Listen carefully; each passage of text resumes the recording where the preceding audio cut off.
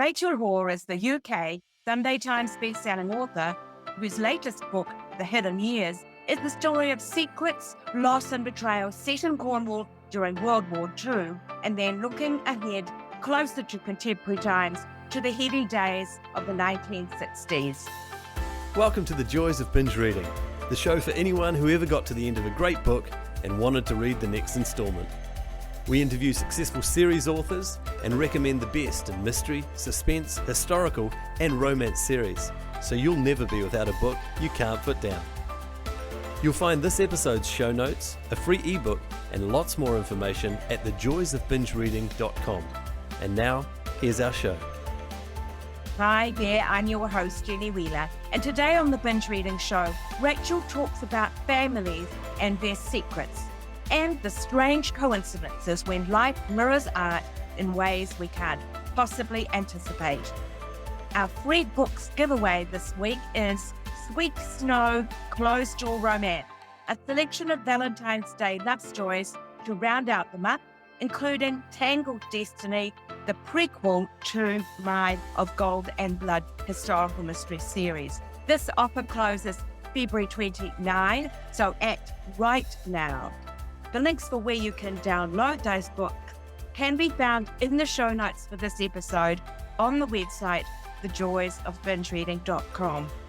Before we get to Rachel, just a reminder, you can help defray the costs of production of the show by buying me a cup of coffee on buymeacoffee.com/Jenny Wheel, like the car wheel, and then a little X like a kiss.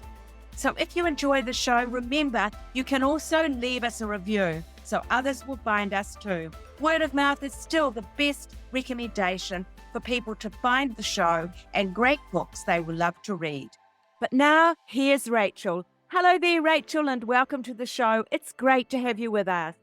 Thank you, Jenny. It's really good to be here. Rachel, I understand that The Hidden Years is your 13th novel. Is that correct? Yes, it is. Unlucky for some, but I'm cheerful about it. That's great. And they're all in very much the same vein. You haven't been one of those authors who's jumped genres. They're character family stories of upheaval and secrets, sometimes cross-generational, sometimes not so much, the dual timeline. I wondered how you came to identify that as maybe your area that you were most interested in writing about in the beginning. I think it came from quite deep inside. I've always been very interested in stories of my own family.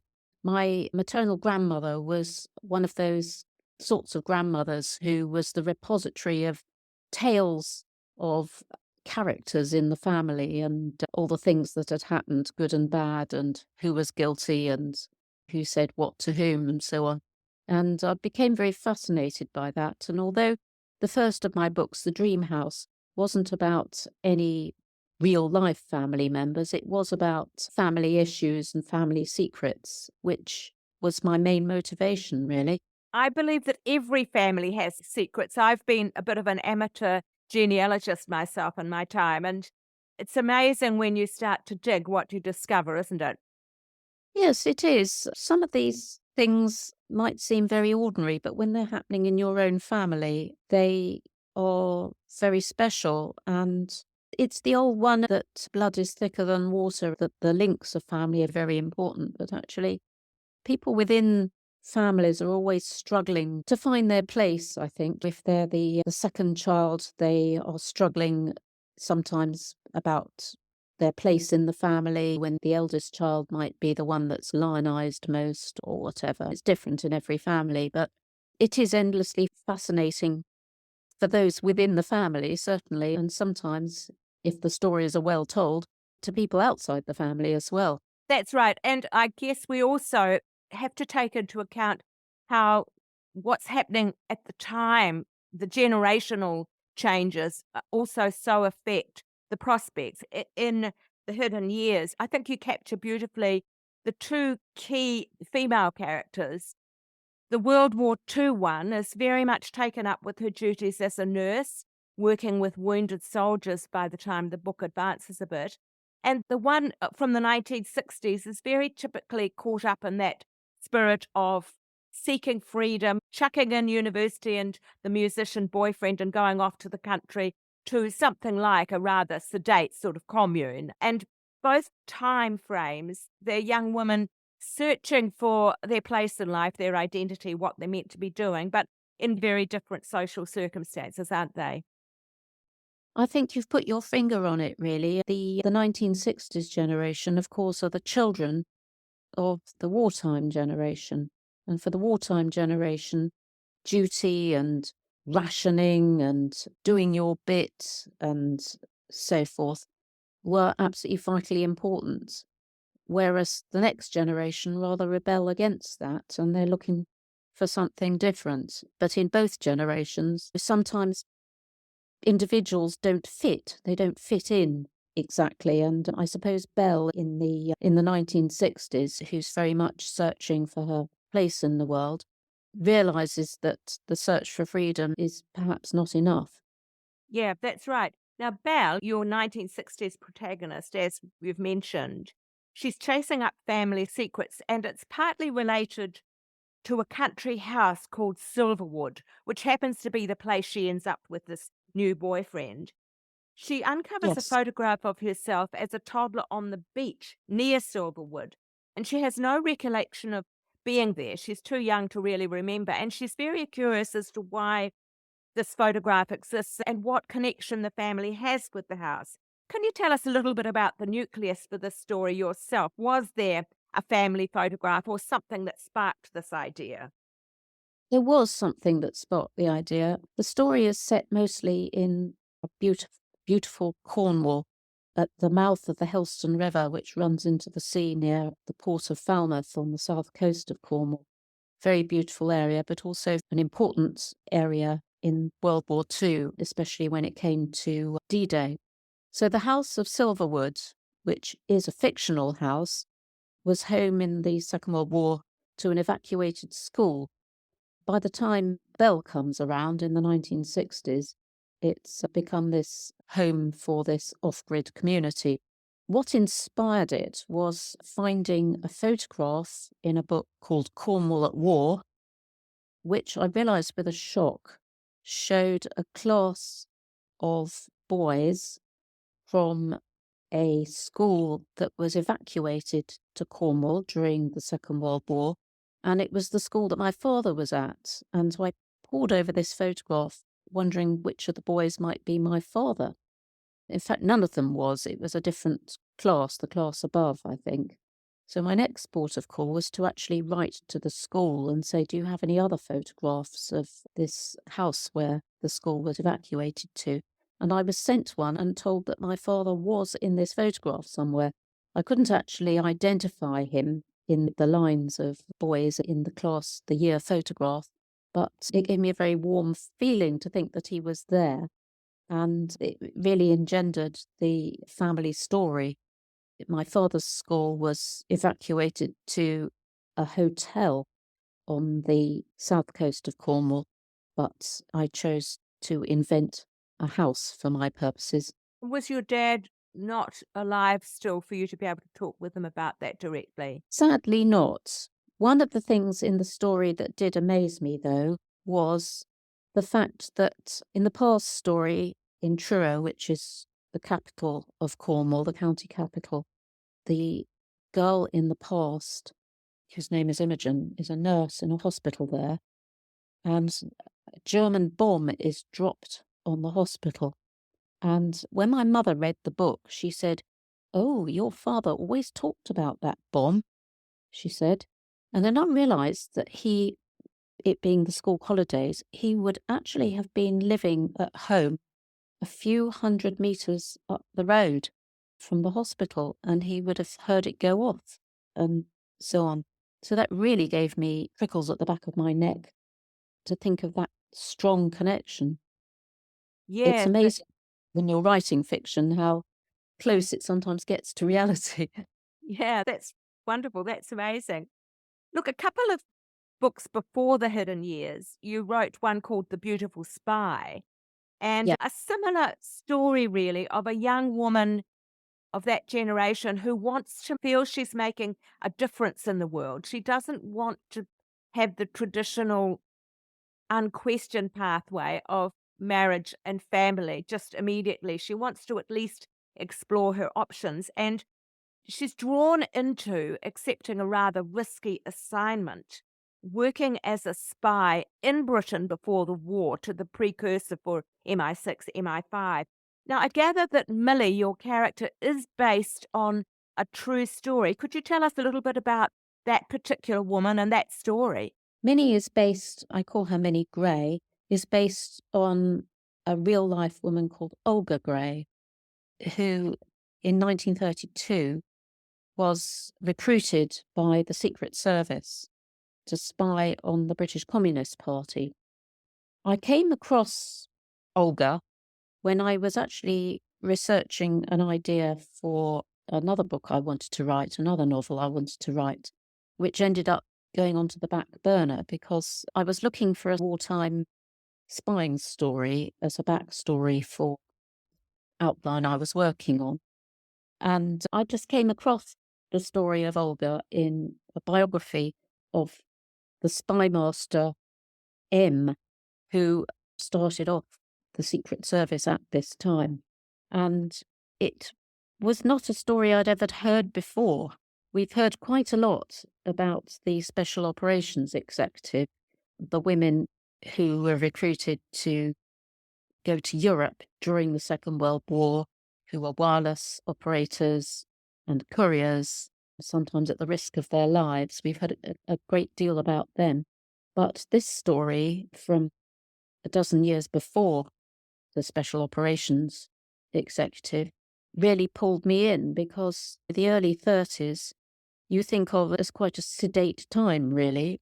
And although we're always thinking about the gradual rise of Hitler in the late 20s, early 30s, until the time he becomes Chancellor in 1933, in fact, the workings of the British Communist Party were of at least as great interest to the British government as anything to do with fascism.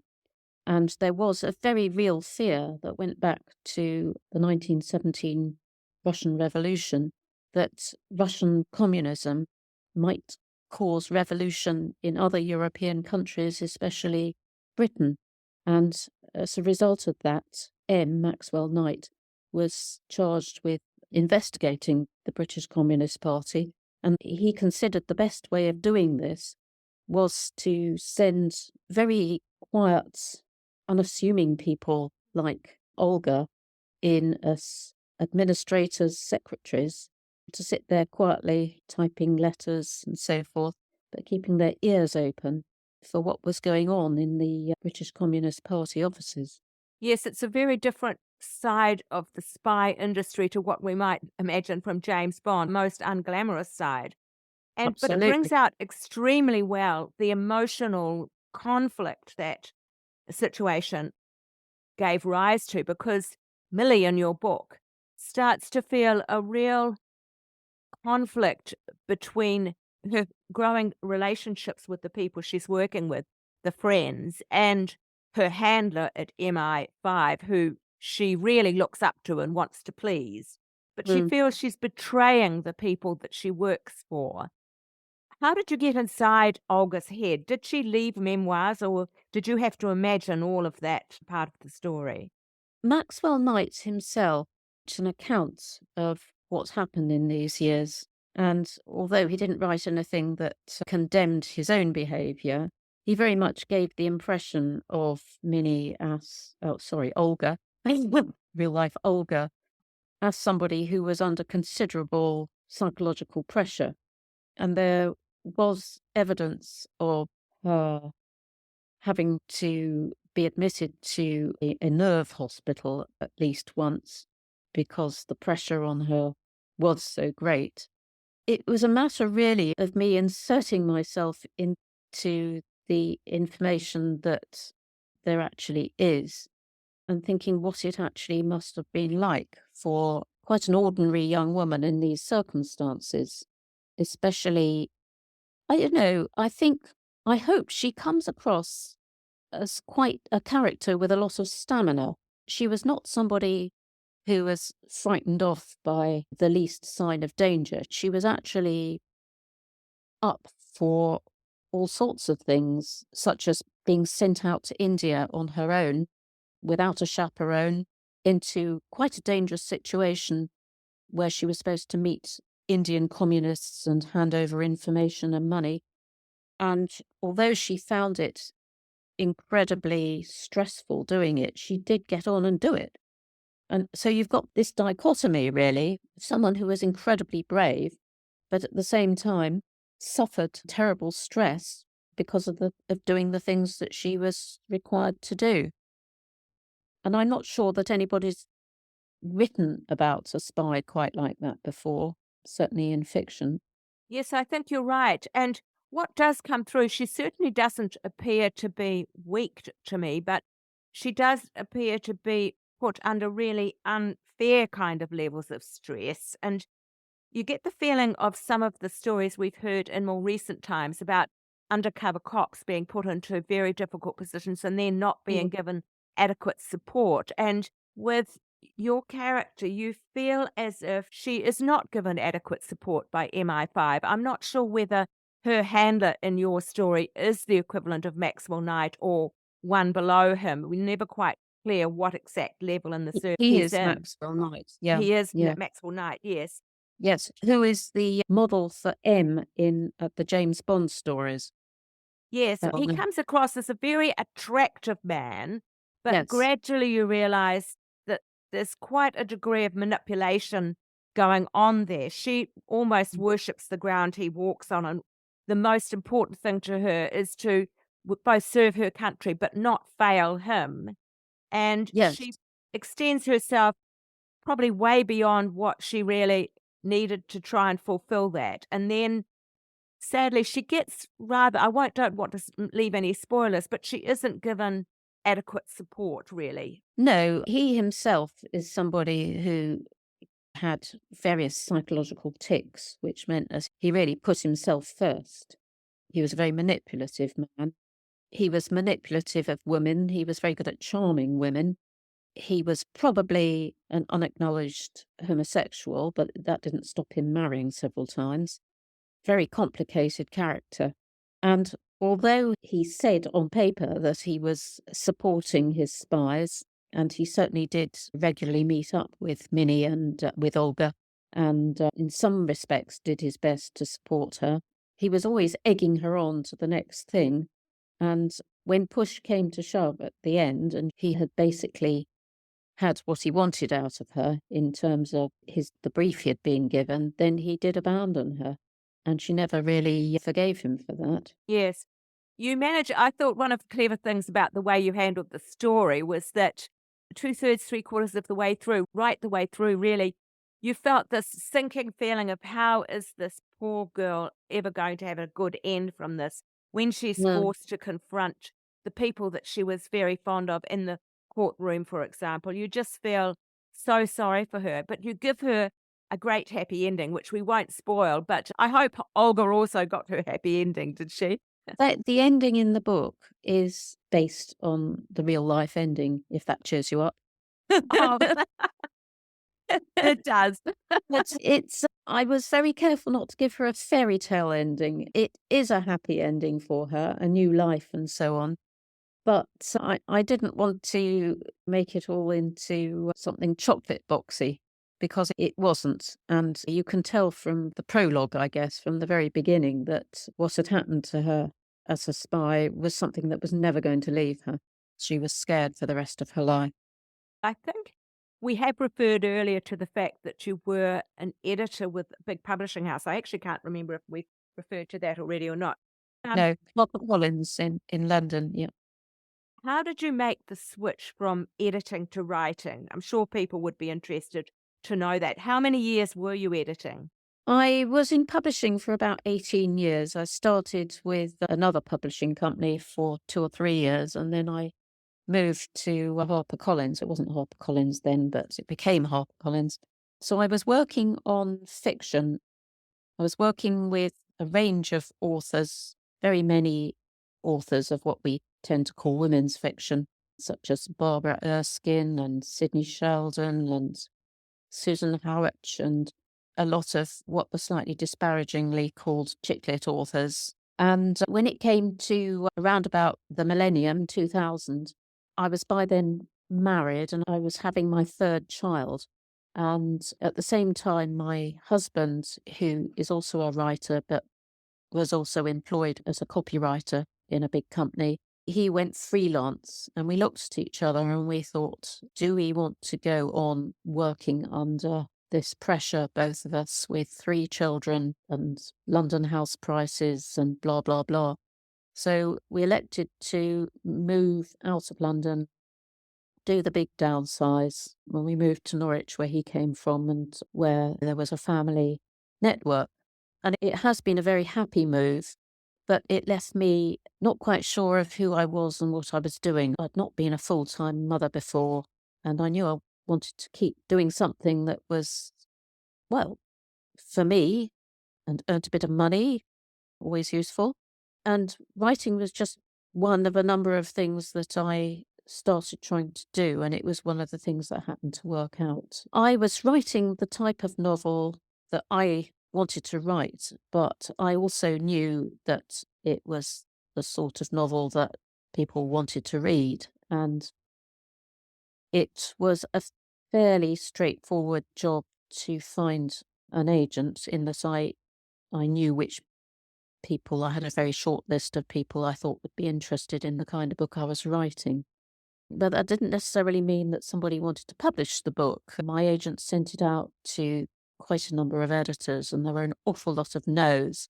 But then there was a resounding yes from Simon and Schuster. I joined their list, and 13 books later, I am still with them, with the same editor, which is quite unusual these days, and I'm very grateful for it. Yes, that's fantastic. You've earned that magic tagline, Sunday Times bestseller, which in the UK is printed gold, I imagine. Was there one particular book that was the breakthrough book for you? How has your career gone from the beginning? I think quite often you need a little bit of luck, a little bit of a break. And it was the 4th book that happened with A Place of Secrets. And that was picked by Richard and Judy for their promotion. And it was past the days when they had a television chat program, but they'd teamed up with W.H. Smith, and between them they all sold a lot of copies, and that made a huge difference to the sales of my books. And although that particular book didn't actually get onto the Sunday Times bestseller list, the next one, A Gathering Storm, did. And then the subsequent ones, most of them did as well. I've now sold over 1 million copies of my books, and somehow has all worked out very well.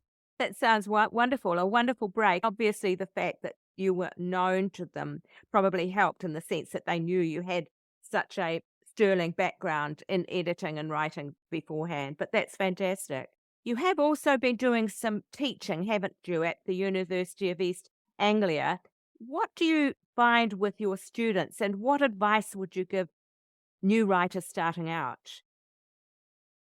Yeah, that was something I started doing shortly after I moved to Norwich. I was approached by a member of staff there who was very anxiously looking for someone to teach a publishing module. And that's something I took on and did for a number of years, branching out to teach creative writing once I myself had started writing and felt confident enough to dare to teach it to other people. They were very talented, a lot of the students that I was teaching. Some of them wanted to run before they could walk, which is quite natural. The creative writing courses at the University of East Anglia are taught very much within the context of the critical, by which I mean that reading existing works is very much part of the curriculum. To be able to read other people's books and critique them and respond to them as a writer is the approach there. And I think that advice carries on very clearly to anybody who is seeking publication. To read other people's books, not from the point of view of wanting to copy anybody, but writing and reading are one great big conversation. And I find all the time while I'm reading for pleasure that I'm noticing how things are done successfully or otherwise. Things tick off other things in my own mind and send me down little rabbit holes with my own writing. And I find reading other authors very inspiring for my own writing. So that is my main piece of advice for a writer. That's great that it leads on to a question that I like to ask everyone, and that is, what are they liking to read? This is the joys of binge reading. Many of our listeners will be the whale readers who read a lot of books. Would you Yeah. like to give some recommendations for recent books that you've read that you think they might enjoy? Yes, I should say I try to read quite widely, not necessarily in a particular genre. Actually, I'm sent a lot of book proofs by publishers of authors' books writing in a similar genre to my own. And I'm very glad to do that and to respond, sometimes giving quotes and so forth for covers. I like to read a wider range of books than that. So recently, for instance, I've read Rose Tremaine's latest, which is Absolutely and Forever, which is a story of adolescent unrequited love, which is beautifully written and funny and not very long. It's a delight to read. An author I will always read the next book of. One example of this is the crime writer Anne Cleeves. I'm a great fan of the Shetland and the Vera books. And then there's another line that she sets in Devon in the UK. I love the American author Anne Patchett. Her books I always read. Some I like better than others, but hey ho. What else have I read recently? I've read one of the books on the Booker shortlist, which is by Paul somebody. Sorry, it's called Another Eden, which is a very unusual story. I am trying to read more widely, and I like reading nonfiction as well, especially history. And one of the pleasures of writing my own books is the amount of history I can read as part of my research. That's always delightful. That's great. That leads on nicely to the next question that I like to ask. Looking back down the tunnel of time, if there was one thing in your own creative career you'd change, what would it be? I've spent an awful lot of time being worried about my writing and will the books work out? Will they be published properly? And so on. Sometimes I feel I haven't stopped to enjoy the whole process enough. I think enjoyment of reading and writing, well, it's what we do it sometimes, I don't know, to fill time. We do it educationally and so on. But I think above all, we need to enjoy what we're doing. I'm not of the school who thinks, for instance, that because you've started a book, you've got to finish reading it. Yeah, I think that business of enjoyment. Yes, that's great. What is next for Rachel as author? What have you got on your desk over the next 12 months? Let us know. You've probably got one coming out soon, and you might be starting to think of the next one. I'm not quite sure how your timetable at Simon & Schuster works. I'm 65,000 words into the writing of another book, which doesn't yet have a title and which has to be delivered in the spring sometime, so I'd better get on with it. I started that in about May or June, I think, last May or June. I'm only really getting the word count going now. Can you give us a little hint about anything to do with the setup for that one? Yes, it was inspired by the story of my mother and my aunt, who are twins. They're now 93, but they were both women scientists in the 1950s and had very hair-raising experiences working in what was very much a man's world. And I interviewed them both separately to write down their stories and so on. So that was a sort of starting point for a book which is about some women in science.